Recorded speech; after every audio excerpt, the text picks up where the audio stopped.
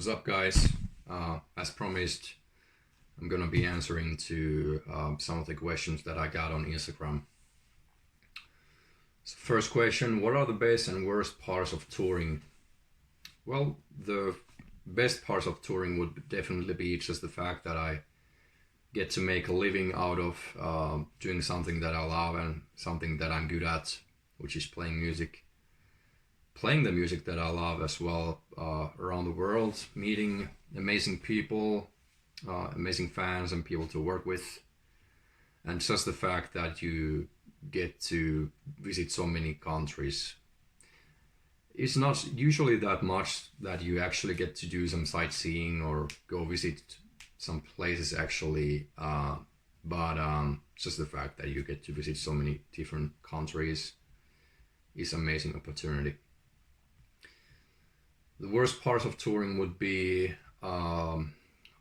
lack of physical and mental recovery between the shows and travels, and lack of private space. Next question: have you tried your max blast speed and what it is? I have never actually measured really what is the tempo that I can blast, and of course it's a question of consistency as well. The fastest tempo that I have recorded on a consistent blast beat part on an album was 275 beats per minute, and roughly that, maybe plus 280s. I feel rather comfortable in and rather consistent in that tempo range. But if you're playing like faster faster patterns or hair top or some rolls, I can reach up to 350 or more. Actually, in 2010, I was contacted by Guinness Records in Finland to set up a record for single strokes per minute, or was it 1.5 minutes?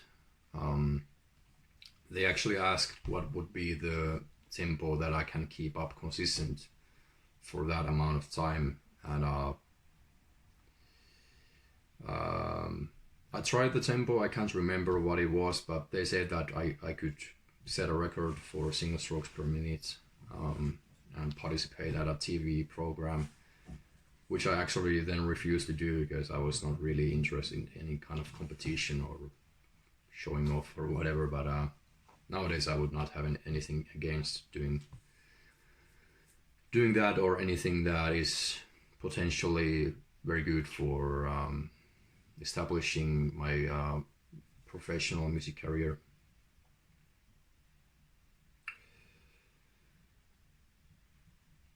Hey, what are you doing the corona time? Well, right now I am in North Finland at a cottage with my dog. I'm writing a lot of music lately. Nothing particular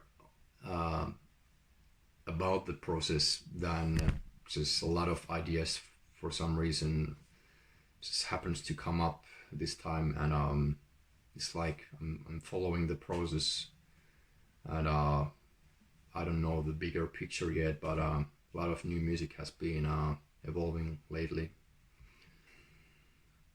What's the hardest part about playing live? Well, on festivals, the hardest part about playing live would be usually the limited options for choosing the gear that you use, lack of time to do proper line check or proper monitor check, and you just have to go with what you have. On tours, the most difficult part about playing live would be lack of recovery between the shows, and the kind of playing technical issues that follow along.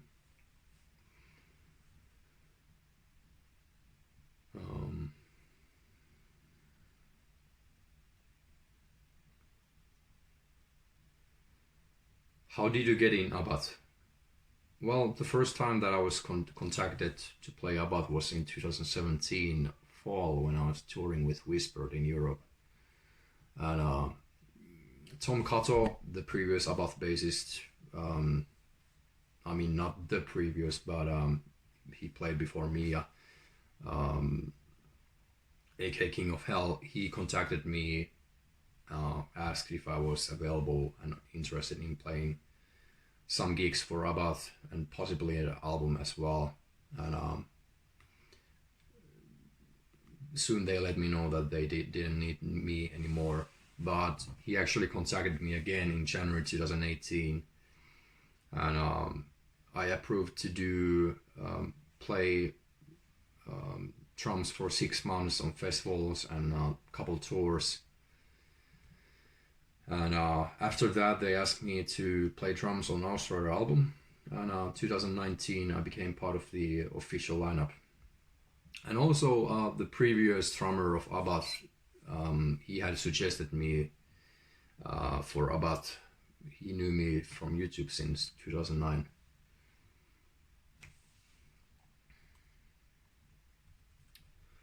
How many days to learn your first Abbath set list?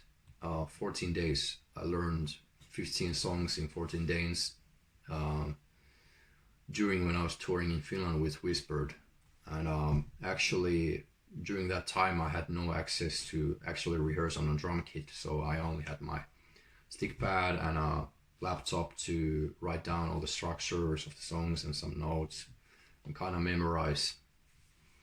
It was kind of stressful rehearsing, going to the first rehearsals in Bergen, Norway, without ever actually really having been able to rehearse the songs on a drum kit. But at the end, it was just fine. Last question: what is your biggest motivation to play music? I never really felt that I needed to find motivation or gain motivation to play or produce or write or study music. Music is just something that pretty much came along during my whole life. To me, it's a part of life, part of human experience, and something that I always found very personal and authentic way to express myself. And of course, last couple of years that I managed to reach many of my goals that I've been working with a lot of dedication since I was a kid, and make music my profession. Of course, there's now also that kind of drive to push myself forward, not only to evolve musically but professionally, and grow my career.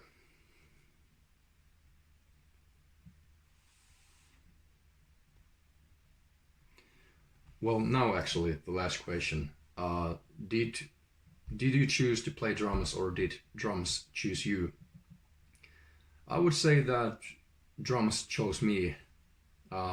Actually, before I started playing drums, I never really felt any particular interest to playing drums. I've always been more just a fan and intrigued about music, and I pretty much, like, speaking of like instruments in a rock band, I developed my skills in all instruments pretty much to some extent in life. But I actually originally really wanted to pursue as a guitarist, and I became very passionate about electric guitar and rock and heavy music. And I was participating in this band class where there was a point that there were like 3 guitar players already, and when the drummer left, I was actually given the drumsticks that Ukri, start playing the drums, man. And only later on I found the real passion to play drums when my very gifted cousin, very gifted guitar player Jan, he introduced me to heavy music and Metallica, and we started jamming along Metallica and Slayer classics, and I found the passion for drums through the music that I loved, and still it is that way. Thanks for all the questions. Hope you guys enjoyed this video. Stay safe. Stay healthy.